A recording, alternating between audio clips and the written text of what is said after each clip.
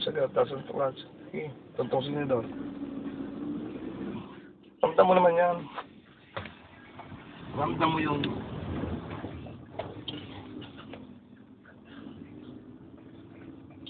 Yung taas.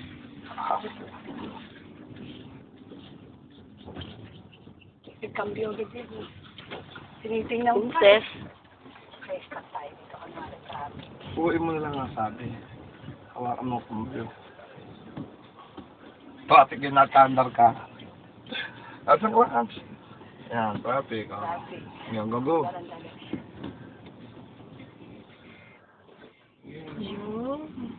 Huwag mong tigasan ang clutch mo.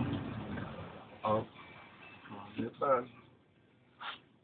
Pag neutral lang yan, alalay lang yung preno. Okay. Lagi ka nakaprena, no? Alalay lang yung preno. Okay. Teka lang, Kuya Rick.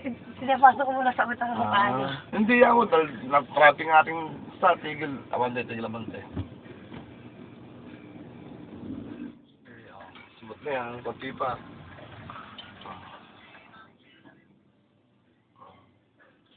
Kumilang ka ng mga 5.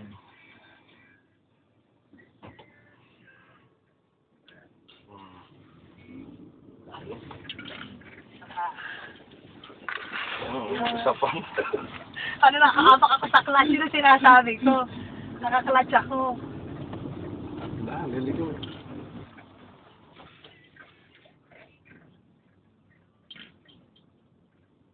Parang kayo matututo sa Kuya Rick. Ano mo lang ang gawin mong bahagi ng katawan ng sakyan? Yung pagkakambyo at pag-silindor, parang nahinga ka. Dadahan din sa pa ng clutch. Tandaan ang bitaw ng clutch. Pagagayon. Kung nabudyo kung saan, nabisisira makina mo. Ngayong ano. Transmission.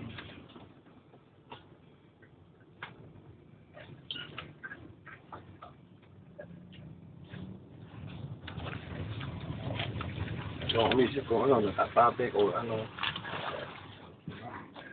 Okay.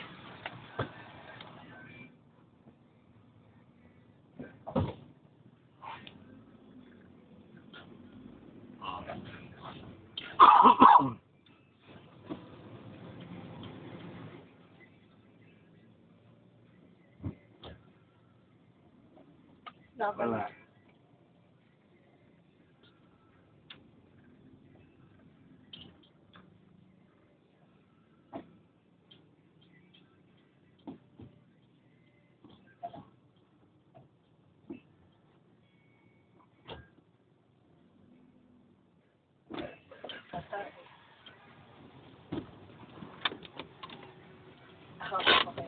Huh? Ano gaya? Bida blapa kalma sa?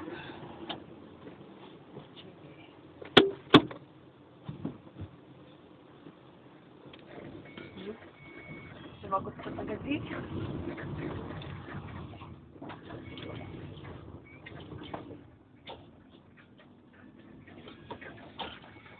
Banas. Bukas agad ko na. Kabado kalaan. Banas. Kabado eh, kaya. Sagot kasi. Kailangan dahan-dahan lang ang tao. Pero pag matuloy naman yan, okay lang nabigla yun. Kaya lang nagayaan niya dahil mahina ka mo. Parang sala pas timing ang pasok ng kabilo.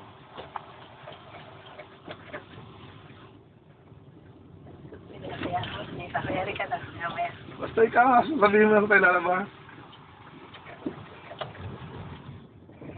Sa ilalim tayo ng tuloy dumaan para pagpabalik, ang ninang ang mag-try.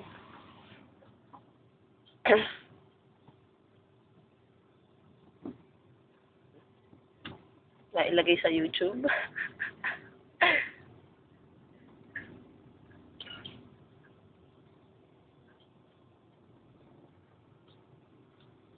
Naandar pa rin, nakaapak na. Kuya Rick, ako ang tawanan. Pinaapak na, sabi na under pa. Nalito kasi ako sa clutch saka sa brake eh. Alalahanin mo yung kaliwa ay para lang sa clutch. Yung kanan mo, preno at saka gas.